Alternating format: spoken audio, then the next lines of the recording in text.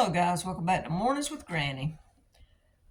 I have been really busy. That's why I haven't been on here to make videos. I dog sat, then I went camping, then I did a video, then I dog sat again, then I went to Watery to visit a friend, and then I came back because I had dog sit again. And then we were supposed to actually go camping tomorrow, but the friend I was going with had some family plans come up, so I told her to go ahead and be with her family.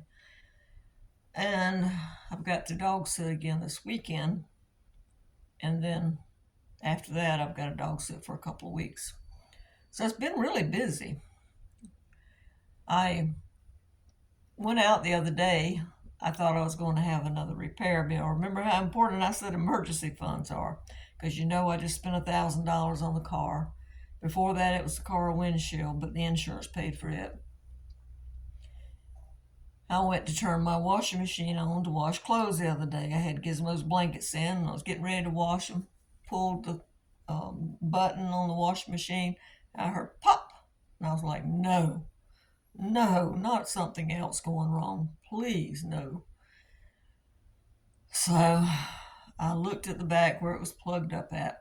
Now, this washing machine is 17 years old. I paid $75 for it. It's a Kenmore, and it was used when I got it. It's been a good washing machine.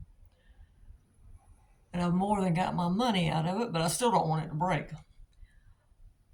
So where it's plugged in at is where the, I think you call it the test circuit button is. The plugs with the little test circuit thing on there. Well, the light was on, and I could remember from going to my daughter's when her TV went out one day. She told me, said, look over to where it's plugged in at. Is the light on the test button? And I said, no. She said, well, reset it. Push that button to reset it. And the light came on. The TV started working. So I'm thinking, well, the light's on. Okay, well, let me check the breaker. But it doesn't make sense the light's on if the breaker's out. But okay, I'll check the breaker anyway. Check the breaker. Still not working. So there's another outlet back there too. And so I went and got a lamp, plugged it in both outlets. Neither one worked. It's like, okay, I've done everything I know to do, so let me call the electrician. Now, the electrician I use does my plumbing also. It's a grandfather and his grandson. And they're the sweetest people, and they do great work, and they don't rip you off. Some places they just overcharge, really.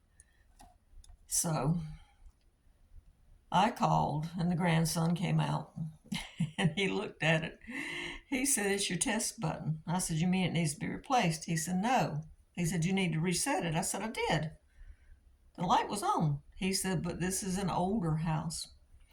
In older houses, the light doesn't stay on. You need the light to be out. So he pushed the button, and the washing machine worked. I was like, thank the Lord. It's not the washing machine. It is nothing major. It's just the light needed to be out, and I thought it needed to be on, like at my daughter's. And he said, the newer houses, the light needs to be on. The older houses, the light needs to be off. Unless you updated them.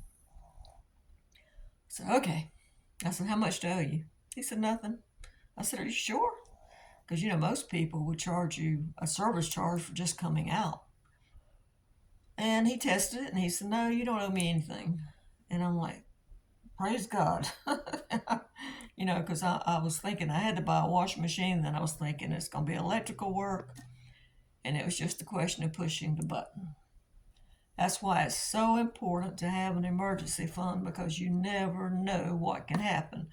Now, the worst thing that could happen was the washing machine had went out, and I had to go to my mom's or my daughter's to wash clothes, which they wouldn't have cared, but it would have just been inconvenient. So make sure you're building that emergency fund. You need that little bit of cushion in case something happens.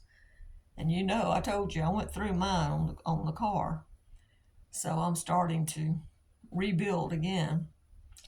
In fact, Gizmo's ears were starting to look like he was getting an infection again, because he seems to get one every 3 months. The vet told me to expect it every 3 months. And the groomers, I believe it's her son that's an emergency vet, she had told me to use monostat, which is a woman's yeast cream. I've tried the monostat, didn't work. So I got online and look, now do your own research. I'm not telling you to do this because I did it. Talk to your vet and do your own research. But I don't know what site it was, but it said mix hydrocortisone cream and monostat together, half and half, and then put it on their ears. And do you know that worked? So far, it has worked. His ears are okay. I keep checking. If he starts scratching, I check, and I keep the hair trimmed down in here, keep them clean, keep them dry. But when he starts scratching, I'll mix that up together and then rub it down in his ears. Don't go too far because it's just like a human ear. You don't want to hurt the eardrum or anything. But just mainly where he's scratching is right in here, what we would call our earlobe. He's scratching that, I guess you would call it flap. But so far it's working. So I'm happy with it. He's over snoring now. You might hear him. But anyway, it's just been, seemed like it's, life happens. It's just one mishap after the other. And you got to laugh at it. Because if you get depressed over it, it just makes everything 10 times worse. It's just like, oh, okay, what now? And there's always someone out there that's got something worse going on, and it could be worse for you. So when something happens, just grin, bear it, fix it the best way you can. Like I said, put your big boy pants on or your big girl pants on and tackle the solution. Tackle it and come up with a solution, rather. So, all right, guys. I hope you'll give this a thumbs up. And I'm going to put, and subscribe, and I'm going to put the picture of Watery on the thumbnail because I thought it was so pretty there. All right, bye-bye.